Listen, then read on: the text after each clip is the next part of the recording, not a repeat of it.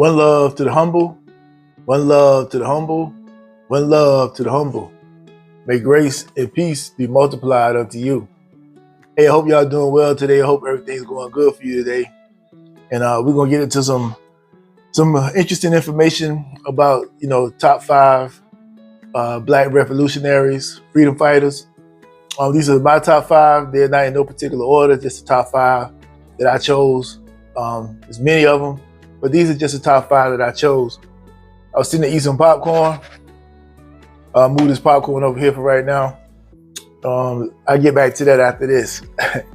Things have been going pretty good. I haven't made any videos in a while, but I'm going to do things a little bit different going into 2026. Well, in 2026, I'm going to do things a little different as far as the way I make videos and things like that.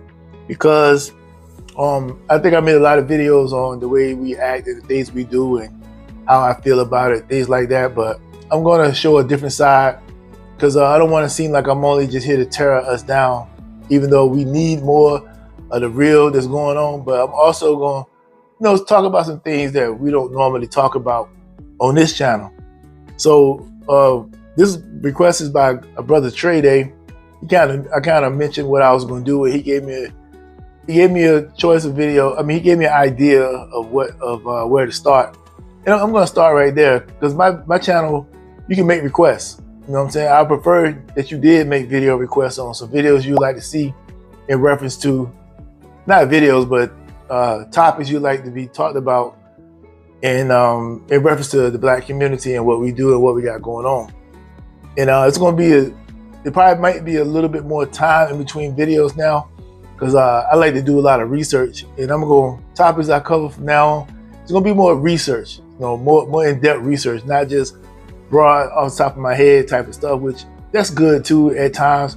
But for the most part, I'm going to be doing research on topics before I speak on them, because when it comes to the good stuff, I want to be clear on it. Like, I can talk about the bad stuff all day. I can pull up facts, data, statistics, but people tend to not really care when it comes to the negativity. But when it comes to positive things, they're not going to let you avoid and skip out on some important information. But as long as it's negative, they're not going to care. They want you to mess up on that. Anyway, to get to the first person I want to talk about is a lady named Septima. Septima is either Poinsett or Poinsetta Clark. And she was most important and often overlooked, right, in the architects of the civil rights movement. And she was born May 3rd, 1898 in Charleston, South Carolina. And she died December 15th, 1987. And she was known for grassroots education, citizenship schools, empowering ordinary Black people to lead. And why she mattered? Well, she believed that education was the key to freedom, not just formal schooling, but practical literacy tied to power. She founded a citizenship school. And what is a citizenship school? Well, that's a school where she take the normal everyday citizens in the community and they come to her school and she build them up. Like, for example, she taught Black adults to read and write. That was the thing that she was doing in her citizenship school. She taught them how to read and write. She taught them how to pass voter registration tests, how to understand the constitutional rights. These schools have registered thousands of Black voters across the South. And that's something you don't really see today. People understand their constitutional rights. People don't know. They get pulled over by the police, and everything they're talking about has nothing to do with what's really their right. And the schools have registered, tens of thousands of Black voters across the South. And her role in the civil rights movement was she worked closely with Highlander Folk School in Tennessee. She later joined the Southern Christian Leadership Conference. She mentored future leaders, including Rosa Parks. She had a lot to do with Rosa Parks' mentorship. Her motto trained local people, not celebrity leaders. So she didn't deal with the people like the Martin Luther Kings and things like that. Nothing wrong with that, but she helped everyday people, local everyday people like me and you. That's who she trained. And her cost of activism, she was fired from her teaching job in South Carolina for refusing to quit the NAACP. A lot of us today are not willing to put that kind of risk on the line, take that kind of risk. We're not ready to lose our paycheck based on our belief. She lost her pension and income, right? But she kept working anyway. And her philosophy was she rejected top-down leadership. She believed that ordinary people, once educated, could transform their own communities. I believe in that same thing, to be honest. I don't believe that top-down stuff. Like, I don't believe that everything that you do got to come from a leader. We don't need a black leader telling us what to do. We can do it down here. You don't need somebody, who's going to take charge of us? Like, you don't need all of that stuff. That's what causes problems in the first place. That's why we're in the condition we're in today, because of the black race hustlers that say they lead the black community, they the voice for the black community, but yet that top-down leadership don't work. Not for us in our condition.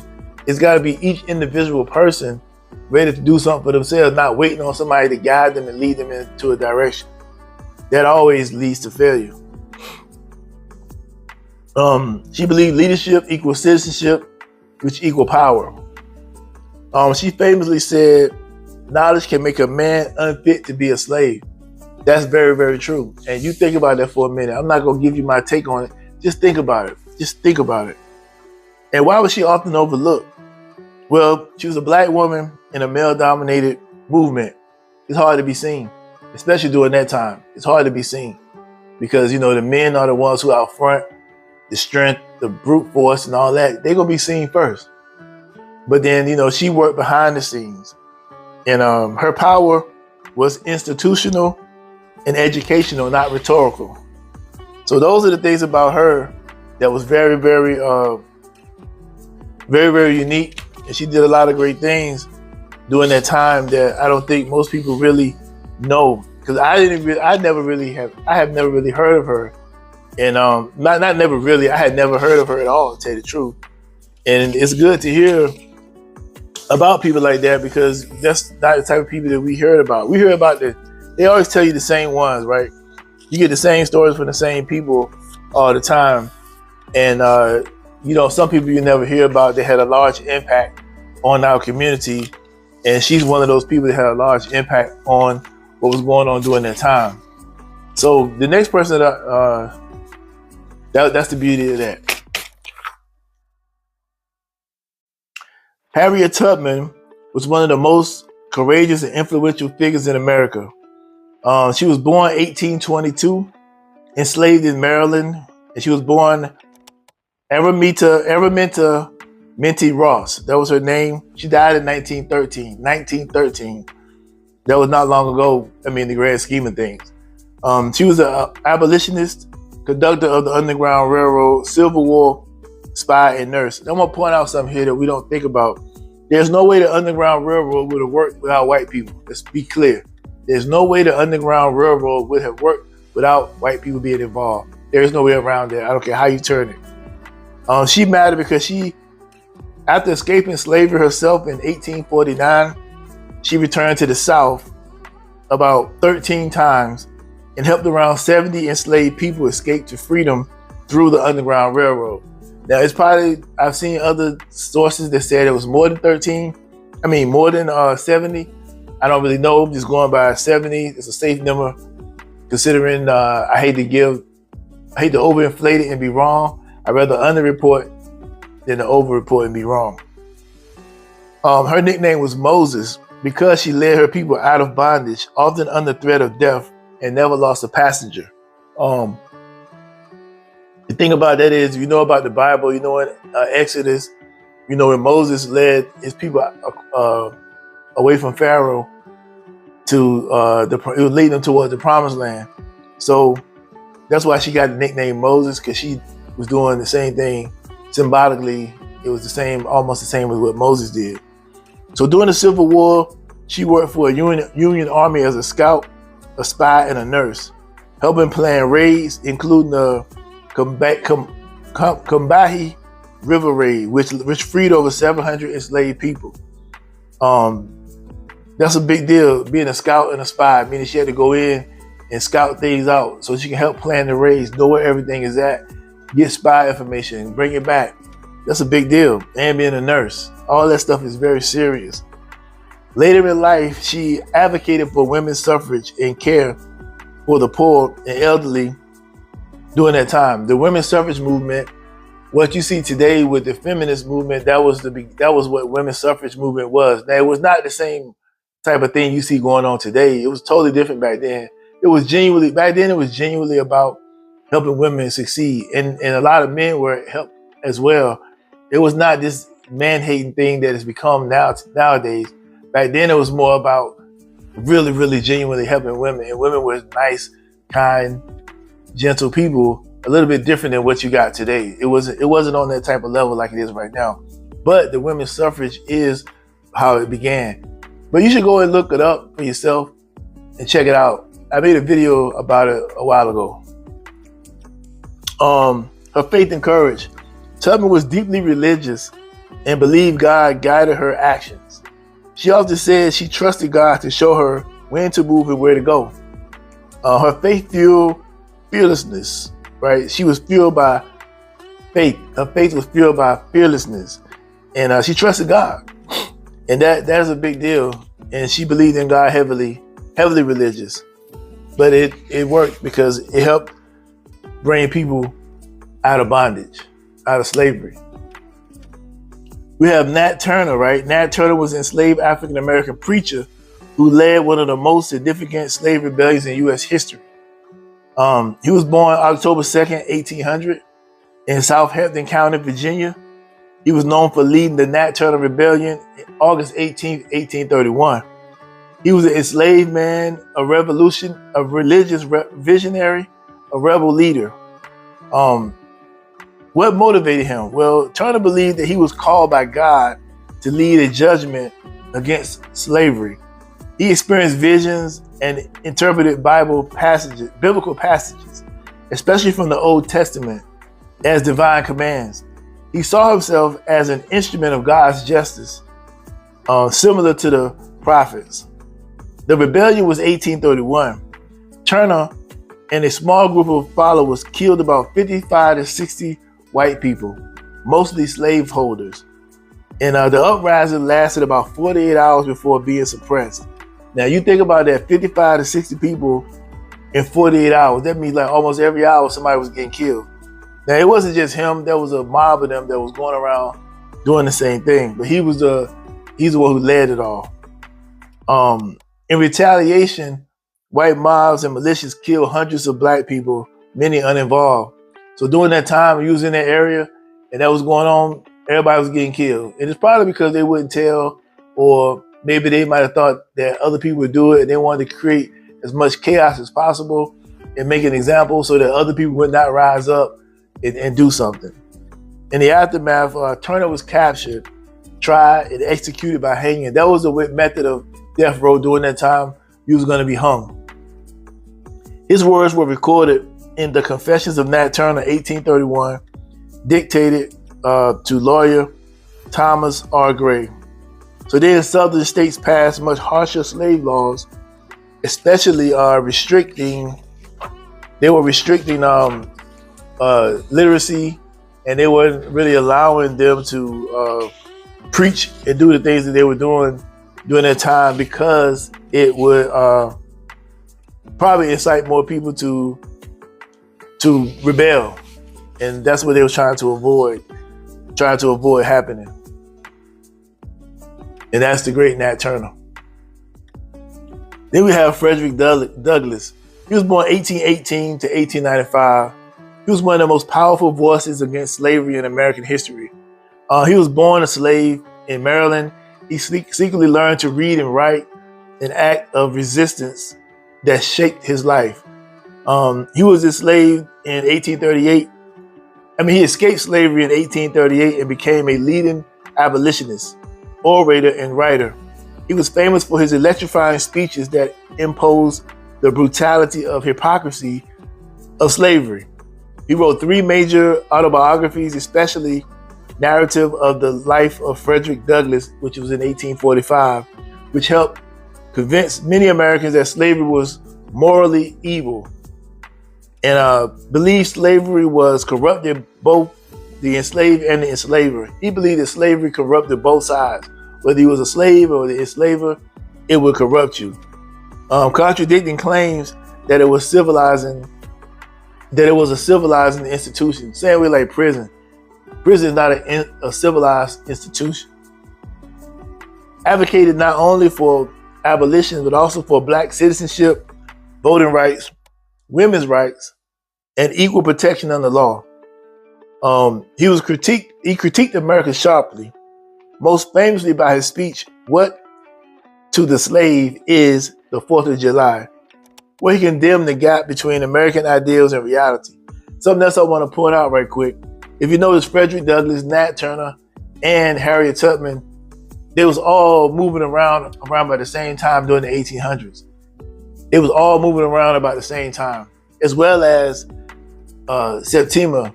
It was all moving around about the same time. I always wondered, did they cross paths at some time? Did they meet each other sometimes? But I know they probably heard about each other, even if they have never ran across each other or met each other. I'm almost certain that they heard of each other. Frederick Douglass also, he just did a lot of great things, and you cannot look at him and say that he didn't care and he didn't try and he didn't want to move forward. Another thing I'm gonna point out, a lot of times today we say things like we're not like our ancestors. Well, no, we're not, because we're comfortable today. We have all the great things today. Today we create problems for ourselves that's not there. We create them on our own. They had real problems back then. We don't have real problems today. We create our own problems today. Now we have Malcolm X, El-Hajj Malik al-Shabazz. He was one of the most powerful and uncompromising voices of the Black freedom struggle in the 20th century. An overview: he was born May 19, 1925 in Omaha, Nebraska. February 21st, 1965, New York City, he was assassinated. He was known for his Black self-determination, sharp critique of white supremacy, global human rights framing. His early life, his father, Earl Little, was killed under suspicious circumstances tied to white supremacy. That's kind of like probably what shaped him then, even though he wasn't going down that path. If the seed had been planted already. And he fell into crime and imprisonment from 1946 to 1952. In prison, he educated himself and joined the Nation of Islam. He dropped his slave name and became Malcolm X because he became NOI's most electrifying minister. He advocated Black nationalism, economic dependence, self-defense by any means necessary. He rejected nonviolent, moral, absolute, he didn't believe in nonviolence.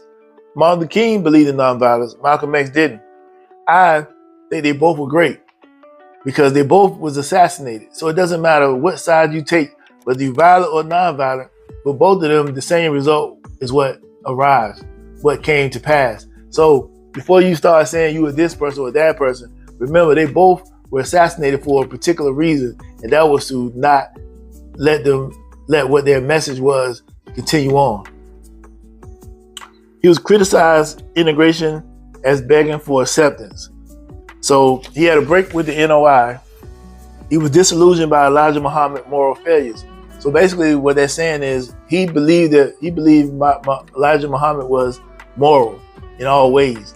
But then he found out otherwise, and it crushed him in his heart. Like if you have an idol or somebody you look towards, which you should never have an idol other than, I was about to make this about I'm not going to go there. I'm going to say that he made him his idol. And by making him his idol, when he found his idol wasn't who he thought it was, I'm sure it challenged who he thought he was as a person as well. Because he mocked his life after this person who had told him this is how he should be living. And kind of found out that person was living a lie. He wasn't living the life that he claimed to be living. So that destroys you on the inside when you base it off of somebody that you admire and love so much, and kind of find out they're not even doing it what they're telling you to do. And then you feel like your whole identity is now shattered. I believe that's what happened to him. He was suspended after commenting on JFK's assassination. He was with the famous line he said, "That's the chickens coming home to roost." They said they put out I watched the documentary and I got the book, his book, where it was saying that the word got put out well, it didn't. He didn't say this in the book, if I'm not mistaken. I can't remember that part of the book.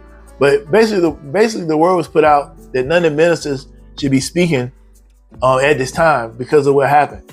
But he spoke anyway. He said something about JFK anyway, and by him saying that, that's what caused him to be suspended from the NOI. So he left the NOI in 1964. He had a pilgrimage to Mecca, and during that time, that's when he had a turning point. So he converted to Orthodox Sunni Islam. He witnessed Muslims of all races worshiping together. He reframed race as global power problem, not biological destiny. So he started looking at things a lot differently than what he did prior to him going over there under the NOI. So then he reframed race as global. I mean, I said that already. So then he started seeing things a little bit differently. He didn't see it as he was told that it was difference between white and black, and that white people couldn't be peaceful. But he found otherwise that they could be peaceful because he seen them practicing Islam. So then he founded Muslim Mosques Incorporated, and he found the Organization of African American Unity. He shifted the struggle from civil rights to human rights, and he appealed to the United Nations. The United States falls under the United Nations, and he wanted to appeal to them for the human rights that they were violating of the American citizens. But he never got to that. He was assassinated by members supposedly linked to the NOI. And the reason why he matters is because he told hard truths America didn't want to hear at the time. He evolved publicly, rare, and courageous. His emphasis on dignity, self-respect, and agency still resonates. Power in defense of freedom is greater than power on behalf of tyranny. Power in defense of freedom is greater than power in behalf of tyranny. Thank you for watching.